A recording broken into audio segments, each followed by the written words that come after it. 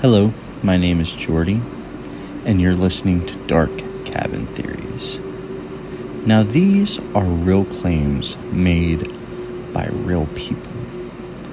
I'm not here to convince you of anything. I'm just here to tell you of what was reported. In the early 2000s, a man from the Midwestern United States began posting detailed accounts online across multiple forums. He did not post anonymously at first.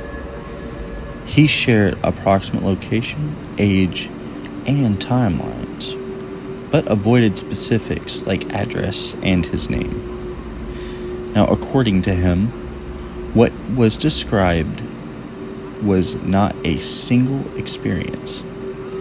It was something he claimed followed him for nearly 3 decades. He stated that the first incident occurred when he was 6 years old, shortly after his family moved into a new house.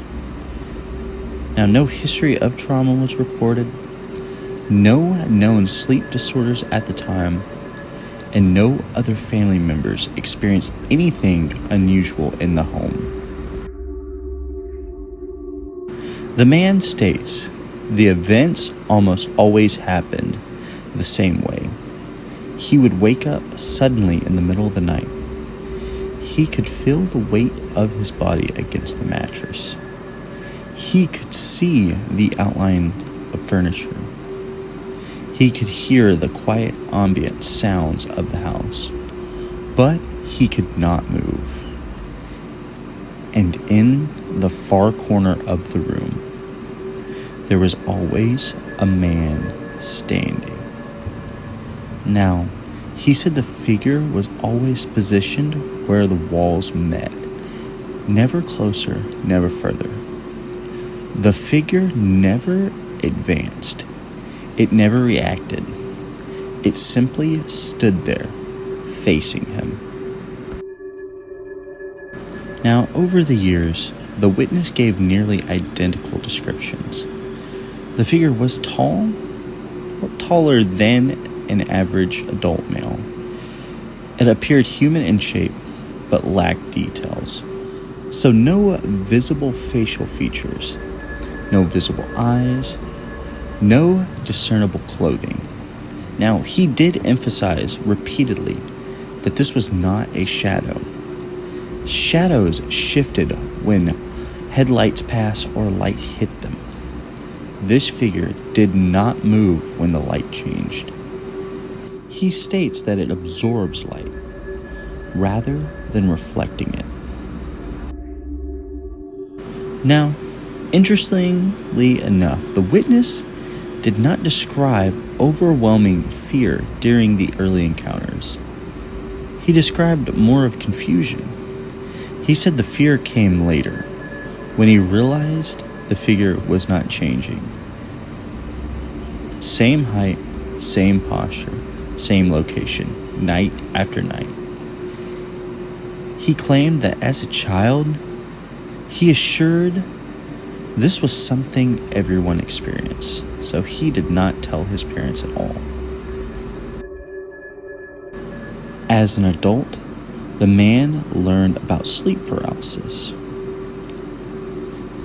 Medical literature explains that paralysis episodes can include hallucinations, pressure on the chest, and a strong sense of presence.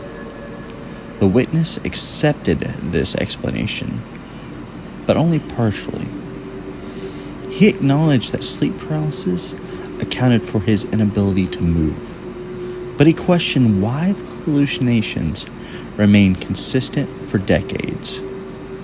Most people who report sleep paralysis and see figures state that the figures change over time, but his did not.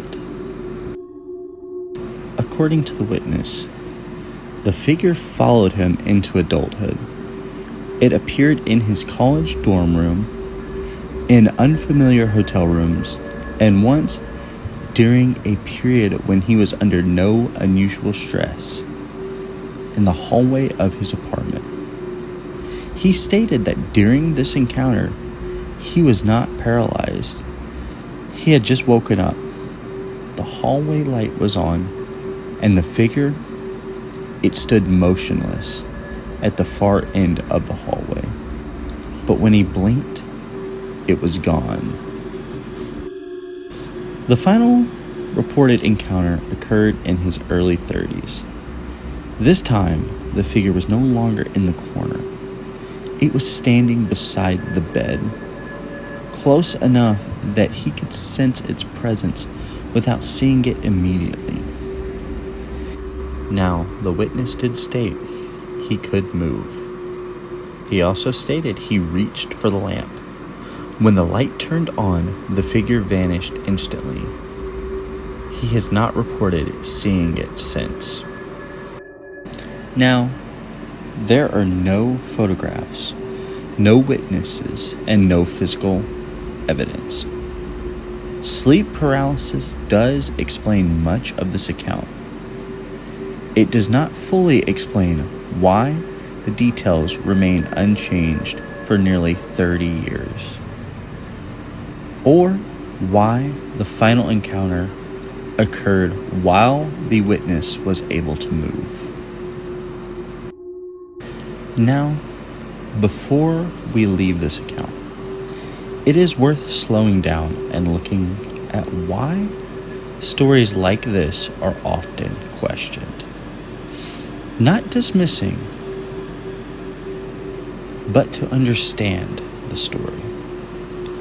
The common explanation offered for this experience is always sleep paralysis. During these episodes, the brain wakes before the body does. People may feel unable to move, a presence in the room, pressure on the chest, or intense fear. Now, visual hallucinations are common. Most people do report seeing figures, often human shapes, and they're often watching the person experiencing the sleep paralysis. There's also the role of expectation. Once a person experiences something frightening during sleep, the brain can learn the pattern. Memory does fill in gaps. The mind will anticipate what comes next. Over time, the remembered image becomes clearer and clearer, even if the original experience was vague. This can explain why details feel consistent throughout the years. Now, stress is another factor. Sleep paralysis episodes are more common during major life changes, irregular sleep schedules, anxiety, and fatigue. The witness reported experiencing episodes during college, travel, and adulthood, all periods associated with disrupted sleep. But there are reasons this account continues to be shared. The descriptions never change, the figure never behaved differently, and the final encounter did not fit the pattern of sleep paralysis. The witness claimed he could move, and after that night, the experiences suddenly stopped. Most sleep paralysis hallucinations fade or evolve over time. This one did not. Most people report fear first. This witness only claimed confusion.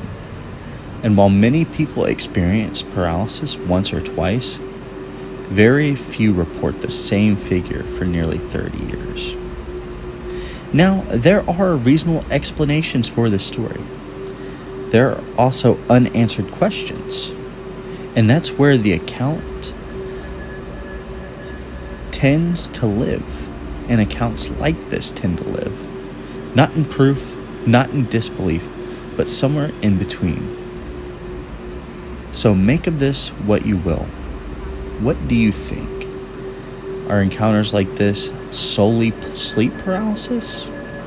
Or could they be from another world or dimension?